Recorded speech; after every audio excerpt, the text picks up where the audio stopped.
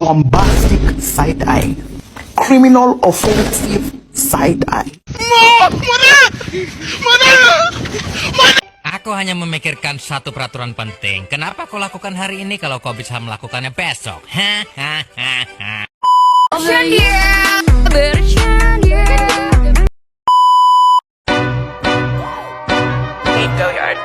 I got so much motherfucking design on right now.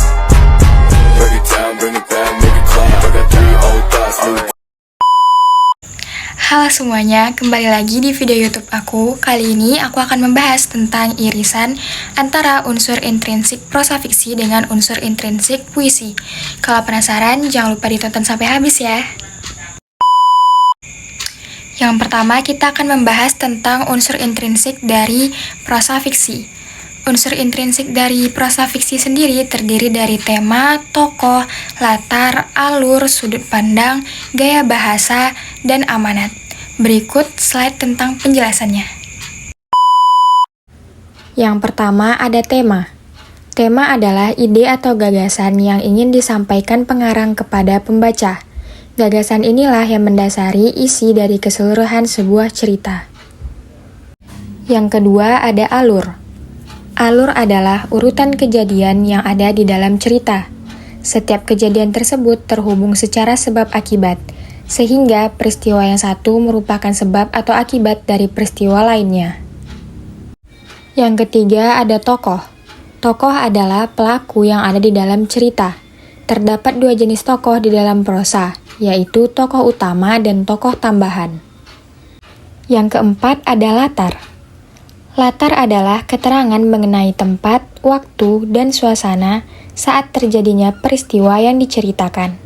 Secara umum, latar terbagi menjadi 3, yaitu latar tempat, latar waktu, dan latar suasana. Yang kelima ada sudut pandang. Sudut pandang merupakan cara pandang pengarang dalam menceritakan pelaku dalam cerita. Terdapat 3 sudut pandang, yaitu sudut pandang orang pertama, sudut pandang orang kedua, dan sudut pandang orang ketiga. Yang keenam ada gaya bahasa. Gaya bahasa merupakan ciri khas dari penulis saat menuliskan cerita. Gaya bahasa ini bisa dibedakan dari penggunaan majas, diksi, dan pemilihan kalimat yang tepat di dalam cerpen. Ada penulis yang menggunakan bahasa baku, ada juga yang menggunakan bahasa santai. Yang ketujuh dan yang terakhir adalah amanat. Amanat adalah pesan moral yang ditulis oleh penulis cerita. Amanat atau pesan moral biasanya tidak ditulis secara langsung, melainkan tersirat, dan pembaca akan disuruh untuk menebak apa amanat dari sebuah cerpen. Setelah mengetahui apa saja unsur intrinsik dari prosa fiksi, selanjutnya kita akan mengetahui unsur intrinsik dari puisi. Unsur intrinsik dari puisi terbagi 2, yaitu unsur batin dan unsur fisik. Unsur batin sendiri terdiri dari tema, rasa, nada, dan amanat.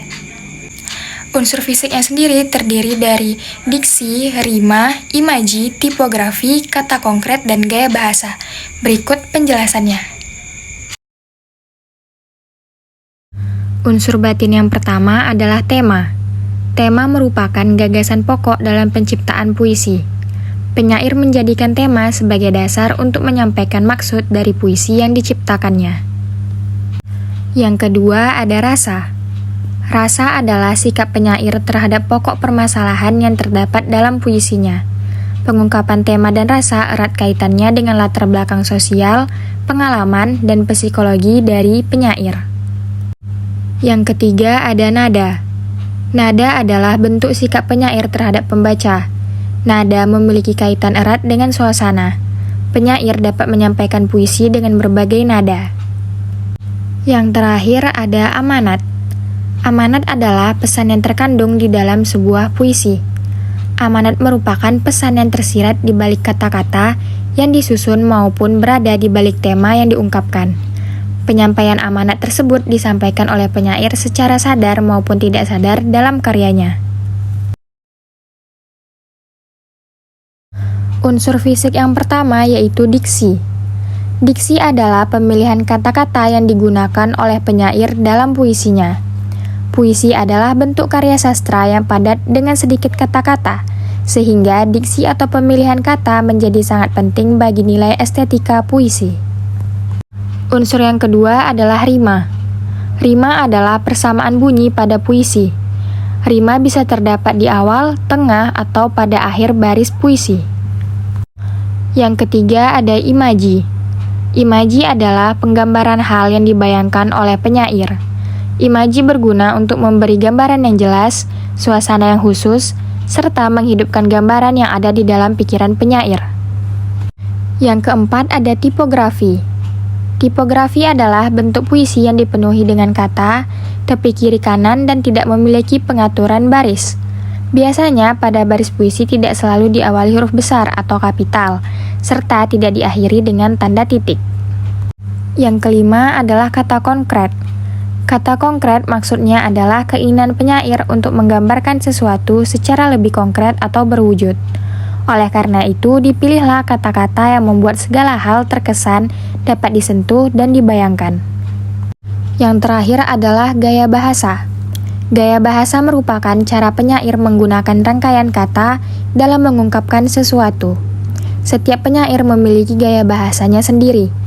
Gaya bahasa dalam puisi dapat dilihat melalui majas-majas yang digunakan.